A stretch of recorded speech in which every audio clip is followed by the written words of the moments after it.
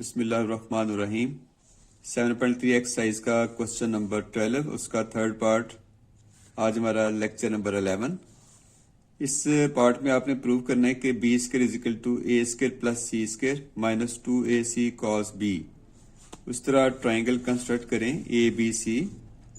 Late A B C three vectors are represented by sides B C C A and A B respectively. Then by the law of addition of vectors we write it as a plus b plus c equal to 0। तो b किसके बराबर होगा minus ए into ए plus सी।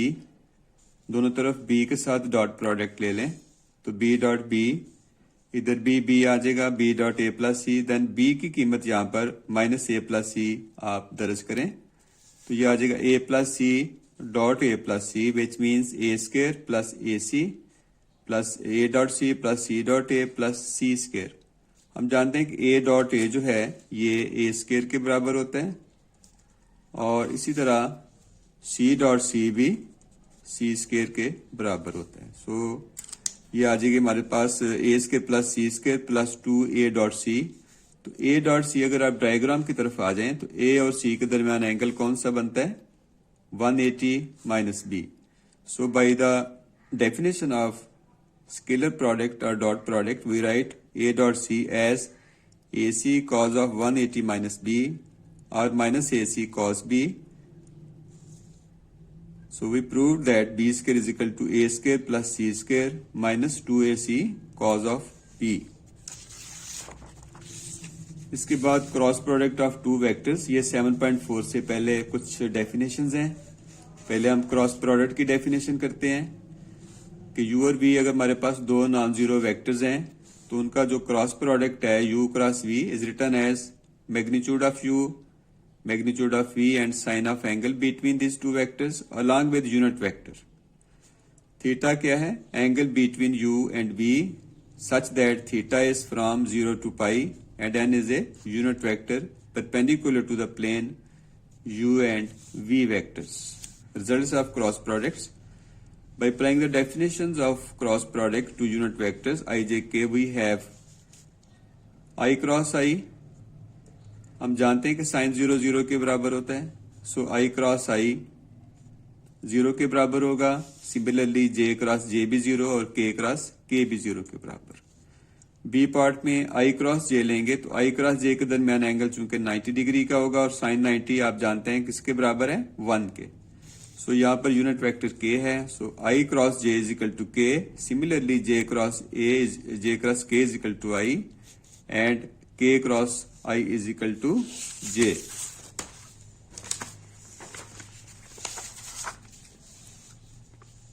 C इसकी definition number C है कि u cross v को v cross u लिखेंगे लेकिन साथ नेगेटिव साइन, क्योंकि क्रॉस प्रोडक्ट जो है टू वेक्टर्स का ये कॉम्यूटेटिव नहीं होता। स्केलर प्रोडक्ट कॉम्यूटेटिव होता है, उसमें आप u डॉट v को v डॉट u लिख सकते हैं। But in cross product u cross v is not written equal to v cross u, इसको हम माइनस के साथ लिखेंगे। इस तरह u cross u in similar vectors होंगे तो उनका जो क्रॉस प्रोडक्ट होगा वो हमेशा 0 के बराबर होगा। Remember these definitions and properties. इसके बाद एनालिटिकल एक्सप्रेशन है u क्रॉस v का कि अगर आपके पास u और v दो वेक्टर्स हैं स्पेस में तो उनका जो क्रॉस प्रोडक्ट होगा वो उसी तरह जिस तरह आपने स्केलर प्रोडक्ट में मल्टीप्लाई किया था उसी तरह से करेंगे। लेकिन इसमें फर्क यह है कि I cross I J cross J और K क्रॉस K 0 के बराबर होगा, जबकि स्केलर प्रोडक्ट में ये I dot I J dot J और K डॉट K ये 1 के बराबर था। यहाँ पर डेफिनेशन डिफरेंट है।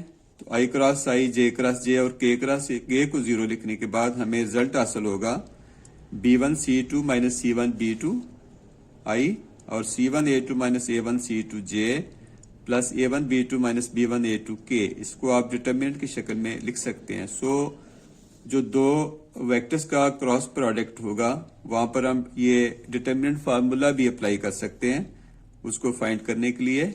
I J K A1 B1 C1 A2 B2 C2।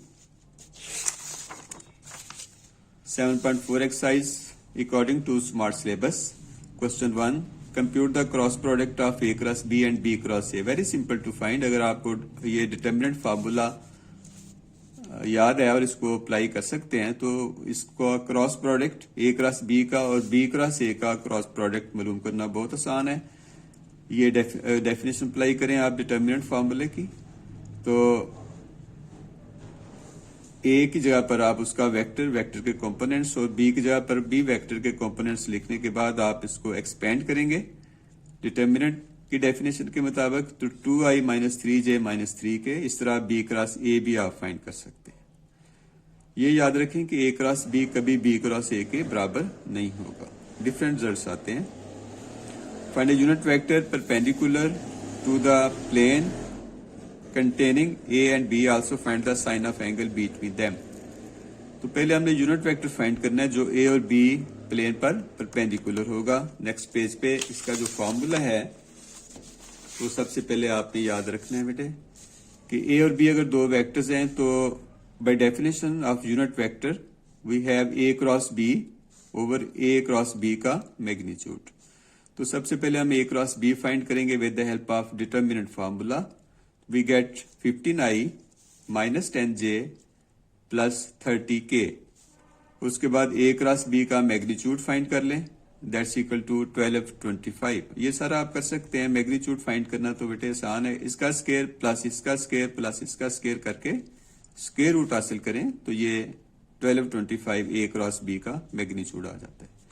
तो यूनिट वेक्टर की डेफिनेशन के मुताबिक a क्रॉस b की जगह पे आप लिख लें वेक्टर जो कंप्लीट वेक्टर है 15i minus 10j plus 30k और नीचे इसका मैग्नीट्यूड आ जाएगा।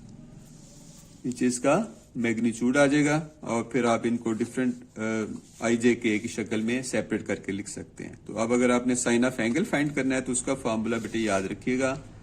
Sign of angle between the two vectors u cross v का मैग्नीट्यूड ओवर u का सेपरेट मैग्नीट्यूड एंड v का सेपरेट मैग्नीट्यूड। ये फॉर्मूला अप्लाई करेंगे to find the sine of angle between the given two vectors. तो ये formula apply करें आप। a cross b already आप निकाल चुके हैं। मैग्नीट्यूड इसका 1225 है, a का मैग्नीट्यूड 49 और b का मैग्नीट्यूड 26 का स्क्वायर रूट आएगा। तो 726 square root is the required sine of angle between the given two vectors A and B। So very simple to find sin of angle। ये formula आपने याद रखना है। A क्रॉस B का magnitude over उनके जो रेस्पेक्टिव वेक्टर्स के magnitudes हैं वो नीचे लिखे जाएंगे। So we found the sin of angle between the given two vectors।